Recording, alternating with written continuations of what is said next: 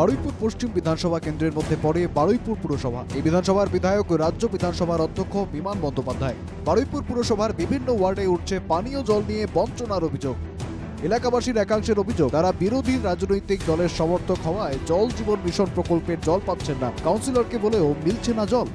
Connection দেওয়া হচ্ছে না, কেন? আমাদের মনে হয় আমার হাজবেন্ড বিজেপি পার্টি করে বলে ওই জন্যই হয়তো দিচ্ছে না আমাদের কানেকশন।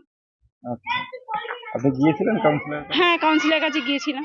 এই বিজেপি করি বলেই দিচ্ছে, কোনো কিছুই দেয় না। আমাদের লক্ষ্মী ভান্ডার আমি জমা দিয়েছিলাম, সবকিছু করেছিলাম, আমি দেয়নি। কাউন্সিলর বাড়ি গিয়েছিলাম, আমি গেছিলাম। কি বললো? বললো জল দেবো না, বললো জল দেবো না। আসেনি জল, কানেকশন পান না কলই ঢোকেনি। কেন? ঢোকেনি, আমরা হয়তো বিরোধী করি বলে, তাই বিরোধী রাজনীতির জন্য আমরা আমাদের কোনো কল পাইনি, বিশেষ কোনো সুযোগ সুবিধা পাইনি, বার্ধক্য ভাতাও পাই না। স্থানীয় বিজেপি নেতৃত্ব তৃণমূলের বিরুদ্ধে জল নিয়ে রাজনীতির অভিযোগ তুলেছে। দলের তরফে এ বিষয়ে কেন্দ্র ও মানবাধিকার কমিশনে অভিযোগ জানিয়েছে বিজেপি।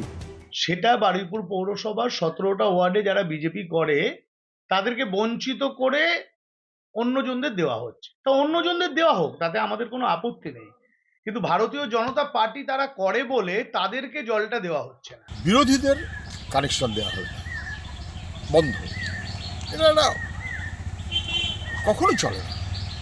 অসভ্যতা ছাড়া কি বলবেন?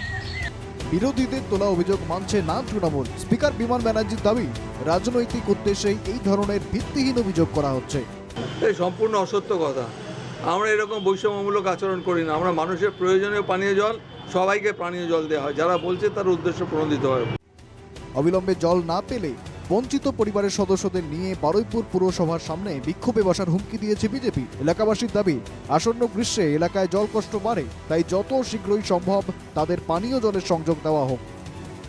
বারুইপুর থেকে উজ্জ্বল সরকারের রিপোর্ট, NKTV বাংলা।